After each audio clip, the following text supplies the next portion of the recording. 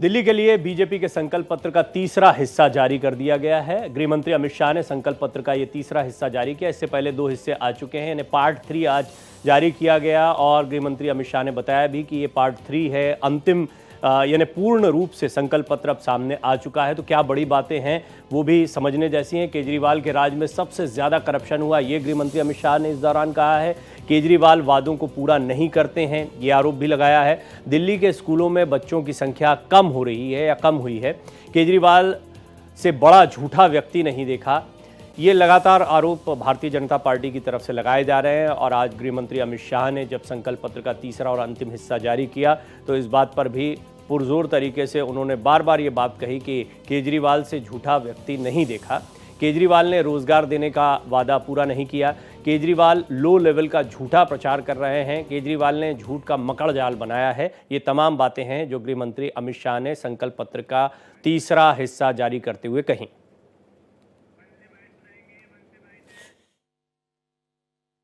Bharatiya Janata party की परंपरा है, हम चुनाव को बहुत गंभीरता के साथ लेते हैं।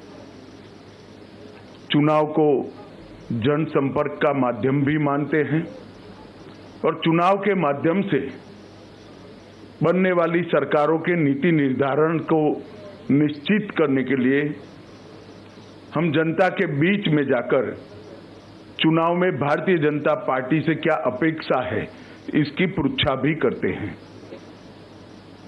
मैं अन्य दलों के नाम दिए बगैर इतना जरूर बताना चाहता हूं कि भारतीय जनता पार्टी के लिए संकल्प पत्र विश्वास का सवाल होता है और करने वाले कामों की सूची होता है। ये कोरे वादे नहीं होते हैं। इसलिए दिल्ली प्रदेश भारतीय जनता पार्टी ने महिलाओं के साथ, युवाओं के साथ, जे क्लस्टर के निवासियों के साथ, असंगठित मजदूरों के साथ, मध्यम आय वर्ग के लोगों के साथ, पेशेवरों के साथ, व्यापारियों के साथ, झुग्गी झोपड़ी के लोगों के साथ ठेठ नीचे जाकर कंसल्टेशन कर सुझाव प्राप्त करने का काम किया है।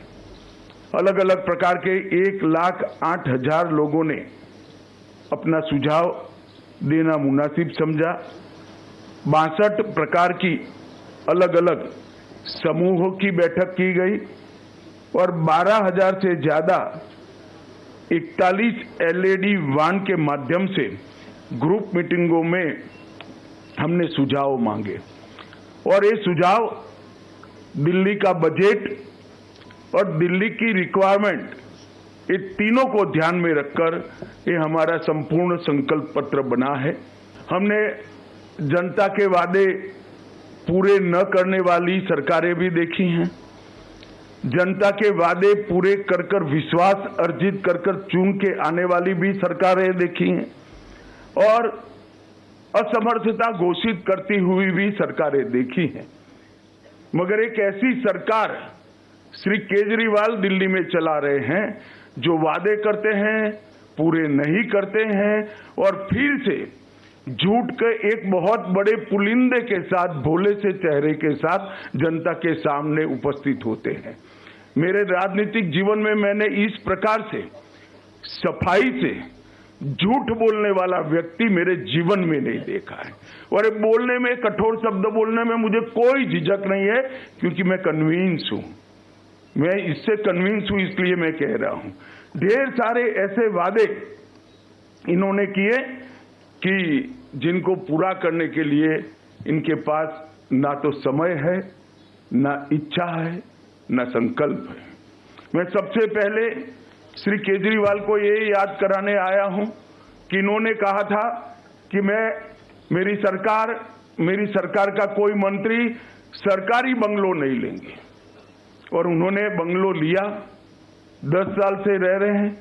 बंगलो लिया तब तक तो ठीक है, 51 करोड़ से ज्यादा खर्च कर 50,000 गज का 4 बंगलों को मर्ज कर एक शीश महल बनाया जिसमें 6 करोड़ के डिजाइनर मार्बल है, 4 से 6 करोड़ के मोटराइज पर्दे हैं, 70 लाख के ऑटोमेटिक दरवाजे हैं, 16 स्मार्ट टीवी 64 लाख रुपए के हैं, 50 लाख की कालीन बिछाई गई है, सजावटी पिल्लर 36 लाख से सजावट की गई है, रिक्लाइनर सोफा 10 लाख रुपए का है।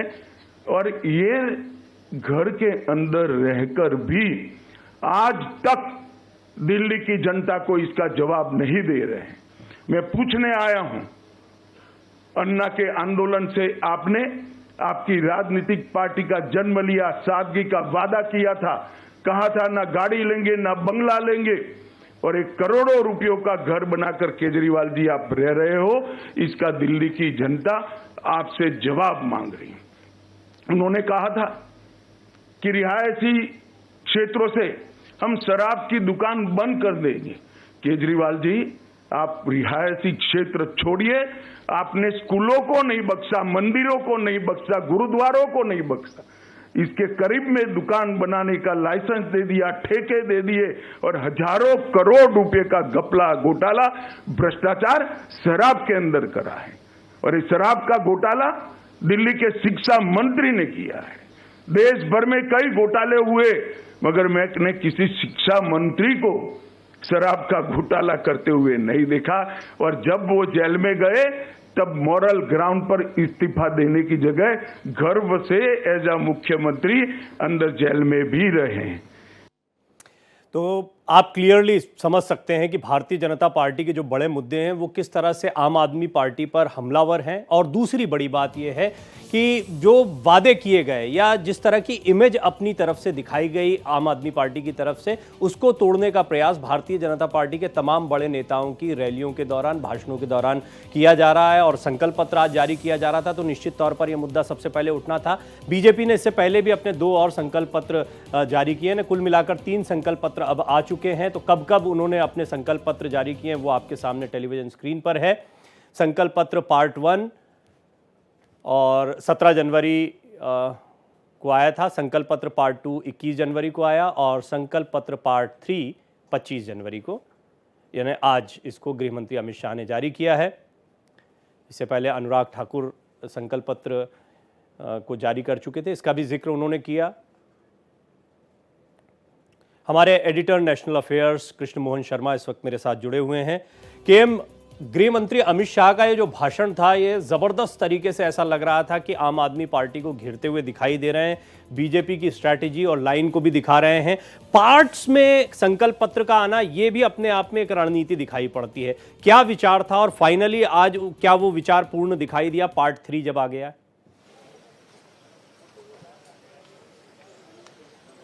केम, क्या आप मुझे दिल्ली का एक अहम मुद्दा पिछले कई वर्षों से चला आ रहा था कि अनऑथराइज कॉलोनी का क्या होगा। तो अनऑथराइज कॉलोनी को उन्होंने एक तरीके से ऑथराइज करने का आदेश कर दिया। आप जब वहां पे मकान बना सकते हैं, बेच सकते हैं, मालिकाना हक ले सकते हैं, किसी को दे सकते हैं। दूसरा, जो 3-4 कॉलोनी ऐसी है जहां पे लीज की बात थी उसको खत्म कर दिया।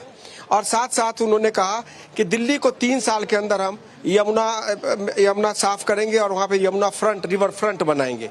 तो एक तरीके से अगर कहा जाए तो पूर्णतया उन्होंने दिल्ली वालों को यह भरोसा दिलाया कि केजरीवाल के फ्री बीज से आप मुक्त होइए। वो हम फ्री बीज तो देंगे ही, लेकिन करप्शन मुक्त आपको दिल्ली में हम सरकार देंगे। प्रवीण जी, केम, आज जिस तरह से उनका शीश महल कह लीजिए, quote unquote Bharatiya Janata party आरोप लगाती है, उनका जो निवास था उसका मुद्दा उठाया गया। कुछ और बातें हैं, जैसे गृह मंत्री अमित शाह कह रहे थे कि कई वादे किए जाते हैं लेकिन वो पूरे नहीं किए गए, तो वो कितना पहुंचा पाए? क्योंकि आप लगातार कवरेज कर रहे हैं, मैं देख रहा हूं, आप लोगों के बीच जाते हैं, बात करते हैं। तो अरविंद केजरीवाल की ऐसी कौन सी बातें हैं जो उनकी इमेज मेकिंग में महत्वपूर्ण हो सकती थी लेकिन वो कर नहीं पाए पूरी?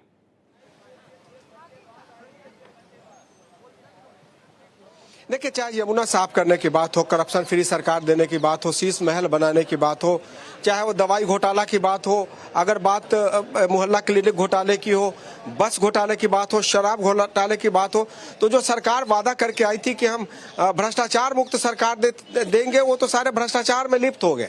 तो ऐसे में आप उम्मीद लगा सकते हैं कि उनको क्या क्या परेशानी होने वाली है, क्योंकि सरकार बड़ी बुरी तरीके से उनके ऊपर आक्रामक है और आक्रामक होकर ये सिद्ध करना चाहती है कि आप जो भ्रष्टाचार मुक्त सरकार देने आए थे, आपने भ्रष्टाचार खत्म तो किया नहीं, आपके सारे लोग भ्रष्टाचार में शामिल हो गए।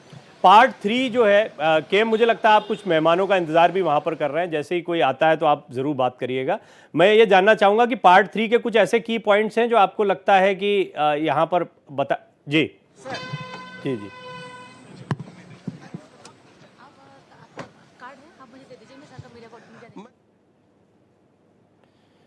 भारी है।